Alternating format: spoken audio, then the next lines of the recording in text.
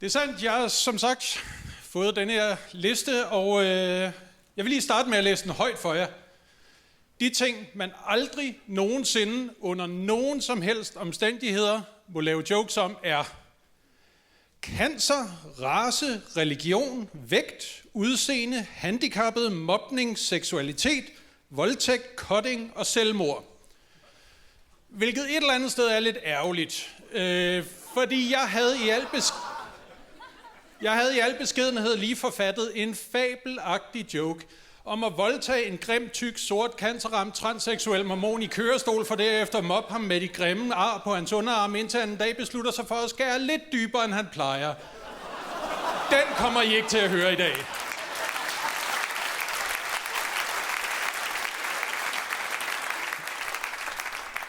Men omvendt, så er jeg så glad for at have fået den her liste og støtte mig til. Fordi jeg er engang kommet til at lave en joke, som af nogle mennesker blev opfattet som værende sexistisk. Det var ved den lejlighed, jeg erfarede, at kvinder i det 21. århundrede ikke længere behøver at bo sammen for at synkronisere deres menstruation. Det klares fint via sociale medier. Og den slags vil jeg selvfølgelig gerne undgå i fremtiden. Jeg ved ikke, hvorfor man ikke må joke med lige præcis de her emner. Jeg er med på, at der ikke er noget på listen, der er sjovt i sig selv. Altså, vi kommer ikke til at høre en pussy anekdote begynde med, dengang jeg blev voldtaget, ikke? Jeg ved heller ikke, om det er en komplet liste. Hvis man endelig skal lege humorpoliti, så tænker jeg et eller andet sted, der måske er nogle ting, der mangler. Cancer er den eneste sygdom på listen, for eksempel. Det er med andre ord fint at joke med AIDS. Så længe man ikke antyder, at dem, der bliver smittet, er sorte og eller bøsser, hvilket et eller andet sted snæver feltet ind til et niveau, hvor Charlie Sheen så småt kunne begynde at tage det personligt, ikke?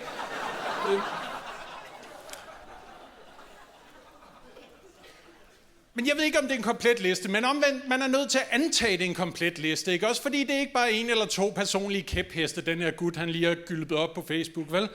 Jeg antager, at han ikke har siddet på et værtshus 1:30 om natten, og efter 12 fadøl, så er der nogen, der har spurgt ham, hvad er Martin, synes du, der er ting, man ikke må joke om? Det er sgu aldrig rigtig tænkt over, vel, men nu du siger det, så cancer, race, religion, vægt, udseende, handicappet, mobning, seksualitet, selvmord, voldtægt og cutting, det synes jeg er lidt nederen, ikke? Men incest og holocaust har jeg det helt fint med. Også som emner. Nej, for fanden altså, når en fyr tager sig tid til at forfatte en liste i punktform, så må man antage, at han har tænkt tingene igennem og læst korrektur, før han trykker send, ikke også? Vi har heller ikke de 10 bud nummer 8 stykke 2, du må ikke begå voldtægt. Intet sted i Bibelen står der et ord om, at man ikke må begå voldtægt. Hvis du voldtager en pige, så skal du selvfølgelig gifte dig med hende og betale hendes far en erstatning. You break it, you buy it. Det er kun fair.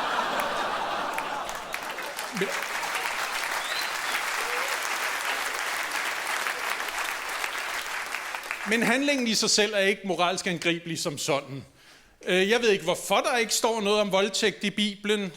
Måske ligger der en form for kunstnerisk overvejelse bag. Moses kommer ned fra bjerget med 2 tavler, 11 bud, det er 5 på det ene, 6 på det, at vi skal have forskellige skriftstørrelser for det. Fuck, stryg det sidste, hvad var det? Voldtægt, fint, bare slå jeg løs. Altså. Måske har forfatteren bare glemt det. Og da første oplag af Bibelen har ramt Arnold Busk, så har han ligget hjemme i sin sofa og tænkt, fuck, jeg vidste, der var noget, jeg havde glemt, mand. Men så er det, han står ved det, han har skrevet, og det synes jeg er beundringsværdigt. Han er ikke faldet for fristelsen til at lave et eller andet George Lucas-stunt, hvor han går tilbage og piller ved sin oprindelige vision, vel? Han lader ikke Jesus komme halsende halvvejs gennem det nye testamente. Moses glemte noget. Nej, han har fandme taget sine kampe, og man ved, han har haft dem, ikke? At dig eller mig, der har skrevet det her lort. Nå, godt. Prøv at høre. Hvis der ikke står noget om voldtægt, så er det fordi, jeg siger, det er okay. Nu lukker du simpelthen røven og går ud og knæpper nogen mod deres vilje, så gider jeg satme ikke høre mere om det. Det skulle da utroligt. Apropos de 10 bud, der er 11 punkter på den her liste. Selv Gud har færre regler end den her fyr nu. Hvis I vil se, om jeg kan overholde dem alle sammen, så køb en billet til mit show under festivalen. I har været dejlige at optræde for. Mange tak skal I have. Nikolaj Stockholm! Halleluja 2 med